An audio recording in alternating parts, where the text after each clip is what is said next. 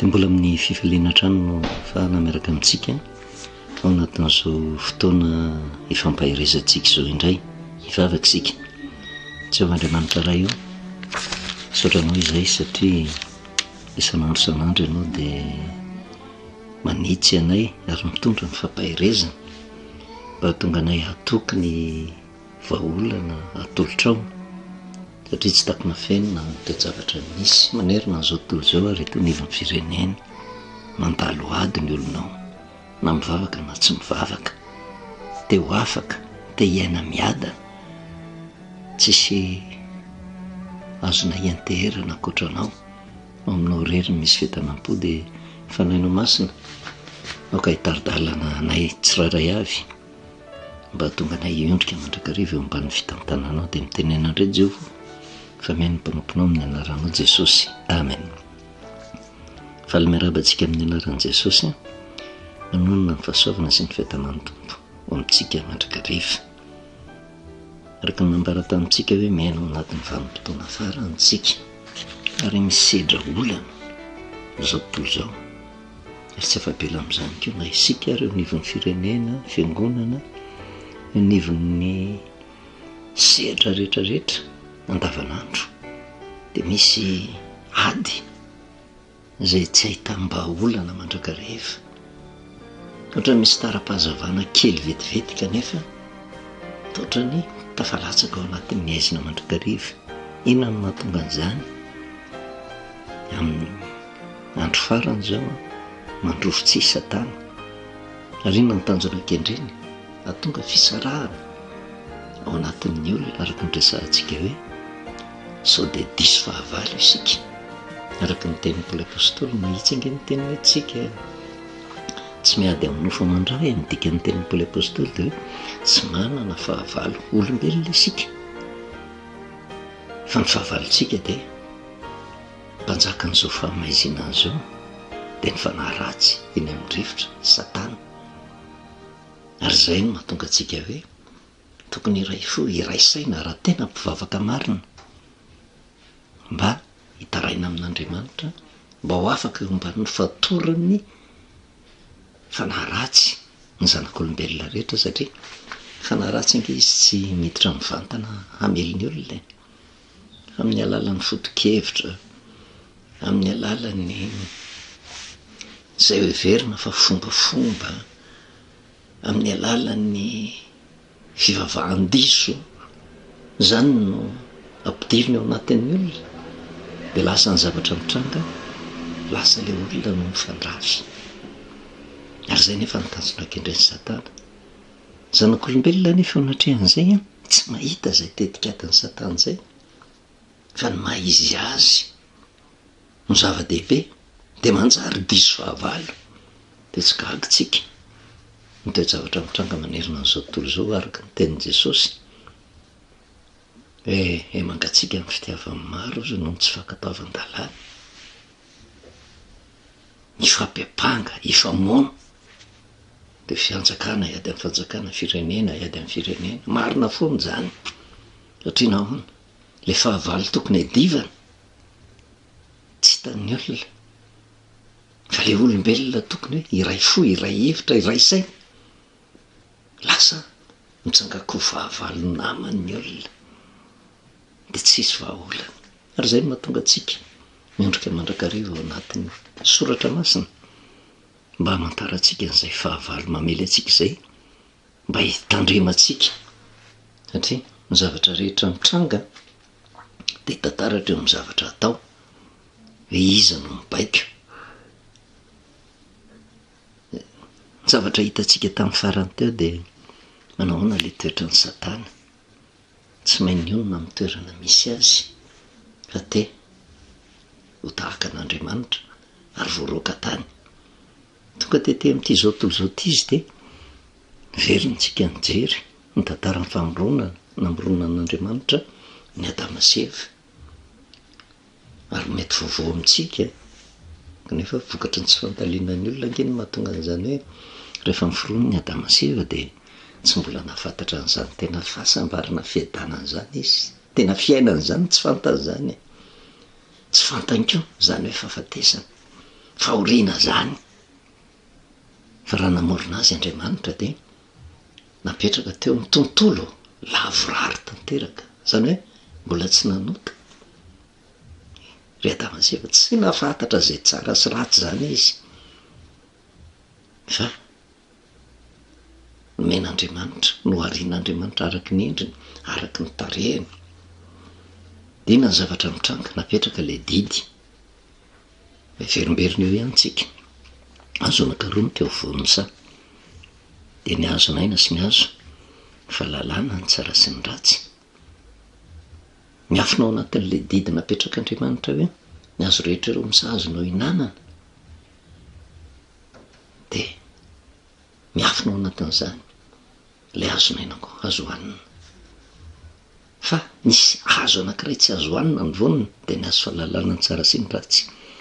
Kanefa araky ny hitantsika amin'ny Genesis 2:9-7, ireo hazo anankiroa ireo dia nampaniriana teo vonin'ny saha. Ireo no hazo teo vonin'ny saha. Matetika moa ny olona mieritreritra hoe inona ilay hazo teo vonin'ny saha dia ny hazo fahalalana, ny tsara sy ny ratsy. Ny fatany taka ny zaza vao teraka Adama sy Eva, tsy mbona nalalany zany hoe tena manahoana zany fiainana zany, manahoana zany fahafatesana zany, fa hanomboka iaina izy. Fa saingy kosa nomen'Andriamanitra safidy amin'ny alalan'ny inona? Amin'ny alalan'ny fandraisana fanapahan-kevitra, ny amin'ny izay fantany fa eritreretiny fa mety fa ny adidin'Andriamanitra fotsiny dia zao nampahafantatra azy mety ho vokatry ny fandraisany fanapahan-kevitra. Azo antoka fa fohy moa ny fanazavan'ny soratra masina, fa tsy maintsy ny teny aminy Jehova. Ka raha te ho velona ianareo hiadana ho sambatra, ho any daholo ny hazo rehetra eo amin'izany, voan'ny hazo azonareo hinanana. Miafina ao anatin'izany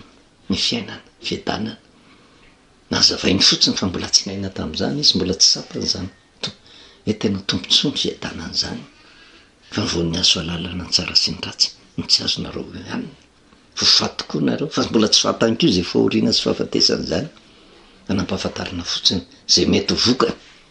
Manao an'izany tsirony fiadanana zany tsy fantany, manao an'izany tsirony fahafatesana zany tsy fantany, fa manoro-hevitra fotsiny Andriamanitra eo anatrehan'izay rehetra izay. Ratsy le fahafatesana, tsara le fiainana. Dia nanomboka iaina amin'izay izy zany tahaka ny zaza vao teraka, nanomboka hanandrana. Ary le fanandramana tsy terena fa miankina amin'ny safidy, satria Andriamanitra nanome ny didy sy mitsipika io dia takany mampianatra any Adama sy Eva, nanome azy ny fahalalana tahaka ny zaza mianatra ny ampianarana. Tsy misy zavatra fantany inge. Zay ny fanomanana ny zaza alefantsika mianatra ny ampianarana any, mena azy ny fahalalana tokony ho azony mba ahafahany miomana amin'ny asa zay antoko ny fivelomany any aoriana. Raha izy mbola mianatra zany tsy mbola fantany hoe manahoana ny vokatry ty azy ty, mora sa sarotra, fa mianatra izy aloha, miomana izy aloha, zay vao miditra miasa.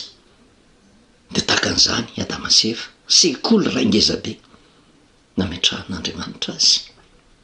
fa nitoroana hevitra fotsiny izy. Teo anatrehan'izany rehetrarehetra zany dia hitantsika hoe manahoana ny vokany ny fihinanana an'ireo zavatra ireo, satria mifototra ao anatin'ireo hazo anankiroa ireo zay mety ho fiafaran'ny safidin'ny zanak'olombelona. Voan'le hazo fahalalana tsara sy ny ratsy isika raha hohanina mahatonga fahafatesana. Fa voasoratra ihany ao anatin'ny Baiboly, Genesis 3:7, tsy hoe efa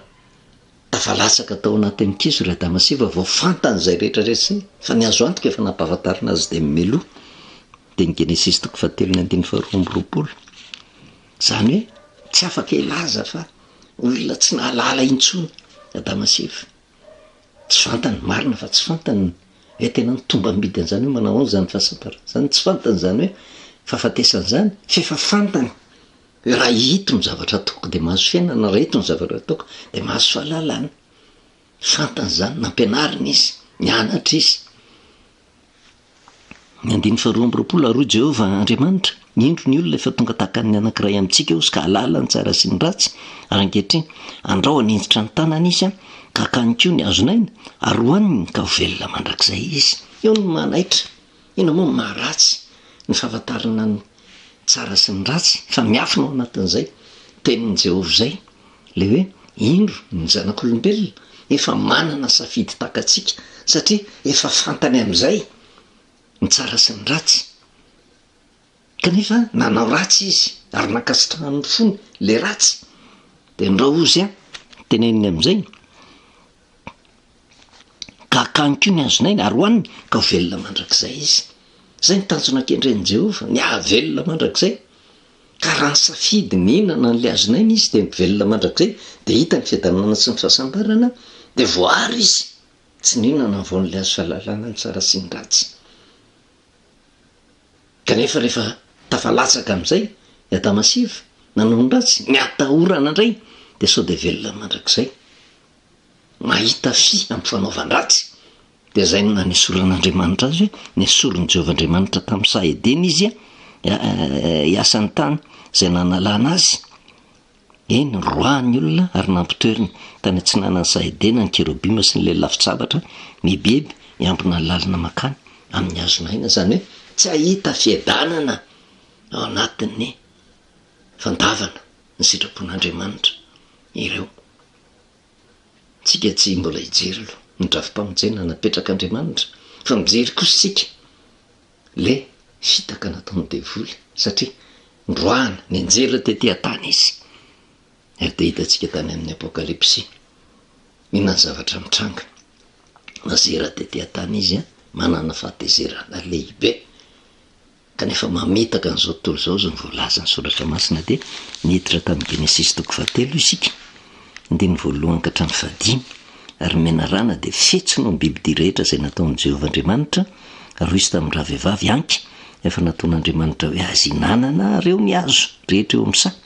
ary raha vehivavy tamin'ny menarana ny voan'ny hazo eo amin'ny sa de azona hinanana ihany a ny voan'ny hazo eo voan'ny sa kosa nefa nataon'Andriamanitra hoe aza hinananareo na atendrenareo zany fa ndrao maty anareo. Ary hoy ny menarana tamin'ny raha vehivavy tsy ho faty tsy akory anareo a fa fantatr'Andriamanitra fa am'izay andro hinananareo azy ahiratra amin'ny masonareo ka ho tahaka an'Andriamanitra ianareo a hahalala ny tsara sy ny ratsy. Misy tanjona nkendreny le menarana teto de eo no mahatonga antsika amin'ny resaka hoe Andriamanitra nge nahary ty zao tontolo zao ty nahary ny tany sy ny lanitra izy nanao ny mazava nanavaka ny mazava tany maizina masoandro ny volana sy ny kitana nampaniry ny hazo nanao ny biby dia rehetra na mandadina mikisaka ny voromanidina no ariny ny zanak'olombelona de ny zavatra mitranga nefa de zao fantatritsika tsara zany menarana zany de Andriamanitra ve ho hafahafa de hoe ny menarana zay fetsino ny biby dia rehetra nataon'i Jehovah-Andriamanitra roa izy tamin'ny raha vehivavy anky efa nataon'Andriamanitra hoe azy hinanana ny azo rehetra eo amin'ny sa zany hoe niteny le menarana de raha sy adikevitra hoe tena hafa kely zany menarana ny fonon'Andriamanitra tamin'ny voalohany zany fa niteny tahaka ny zanak'olombelona afaka ny resaka tamin'ny olona fa zay le hoe tsy fatakarina ny soratra masina mahatonga ny olona miziriziry ho amin'izany tahaka ny afantarantsika ihany ko hoe ao anatin'ny soratra masina ny zavatra voasoratra ihany ko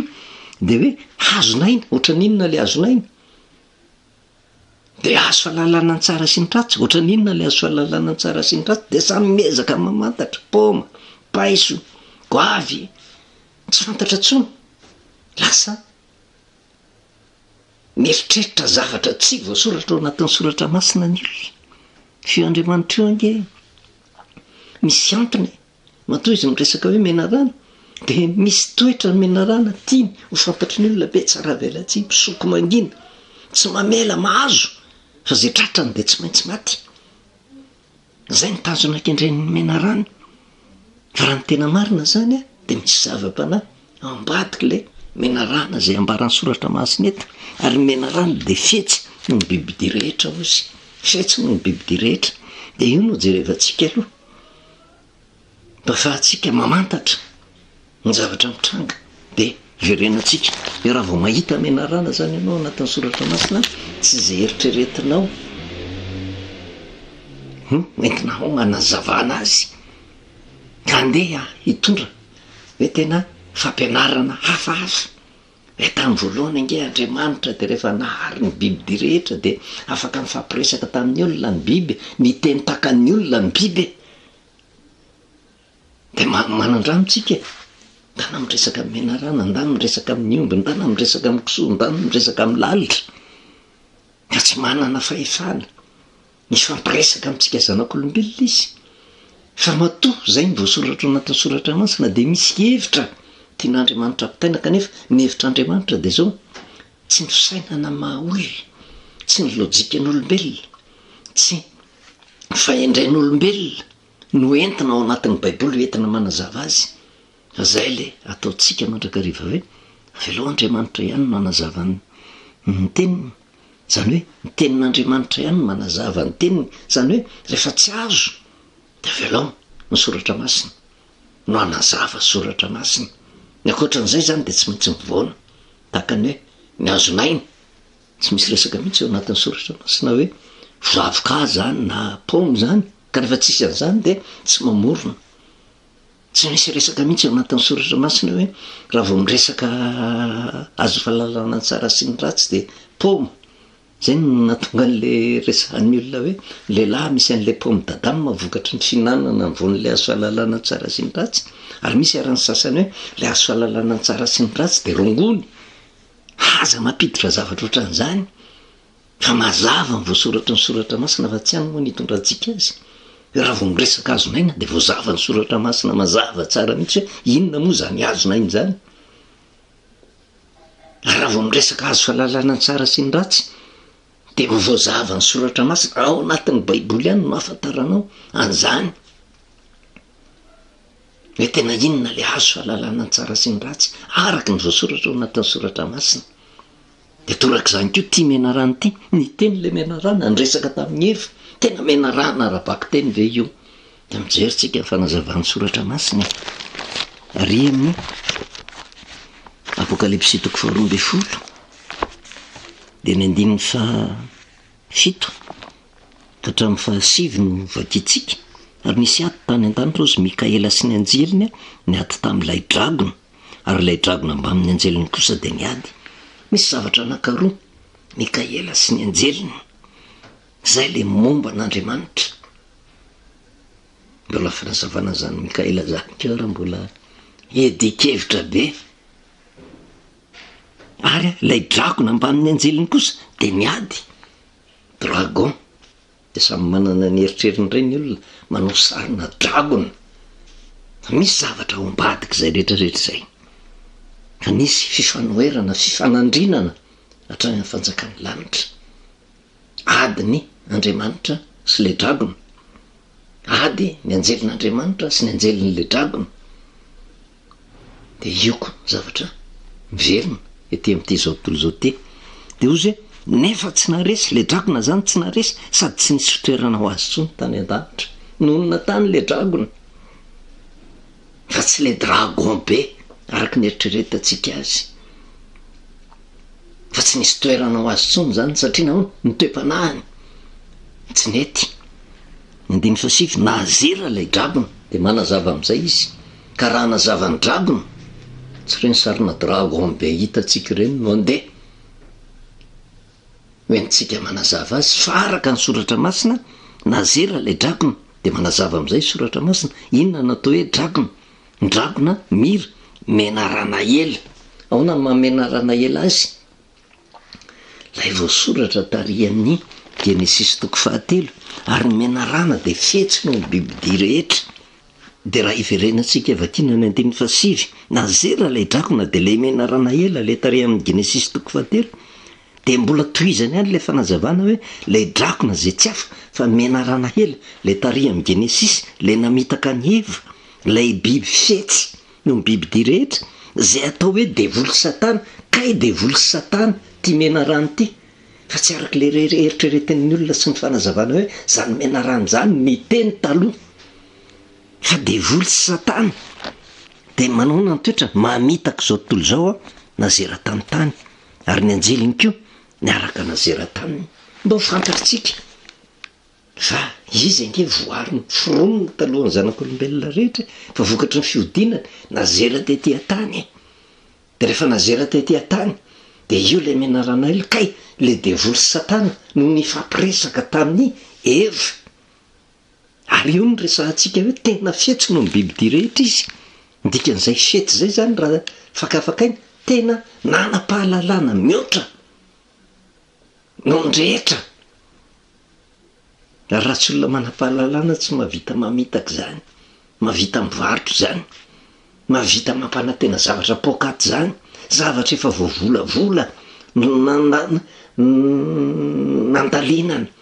zavatra mafy mihitsy ahoana ny tokony ataoko ahafahako mandresy lahatra ny reto olona reto de zavatra takan'izany miseho am'izao vanim-potoana zao ary zany toe-panahy zany de hitatsika manerina n'izao tontolo zao hita eo nivony fitantanana ara-panjakana misy manerina n'izao tontolo zao hita koa na de eo amin'ny fitantanana ara-panahary zay fafetseny zay fafetsena fahaizana ary zay no mahatonga amin'ny olona mifototra hoe raha vao tsy manana diplôma de aza velanao an'izao mahay fa miafinao anatin'le fahaizana eo zany no mamaritra tsy ratsy ny fahaizana fa ny fahaizana ny olona nge tsy manam-pahalalana foana fa nisy zavatra nandresy lahatra azy tao nisy fotom-pampianarina noraisina tao fa mibaraingo mipetraka avaiza le fotom-pampianarina avaiza le farisen-tahatra avy amin'ny mikaela sy ny anjeliny sa avy amin'le dragona zay no mamaritra ny fifaran'le olona fa samy mahay ireo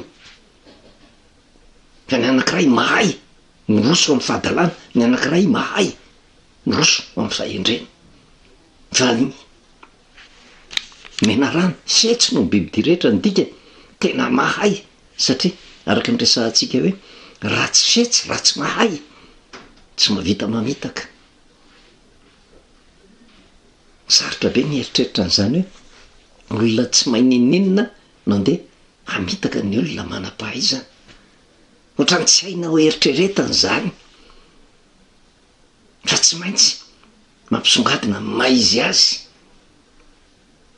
mampisongadina tena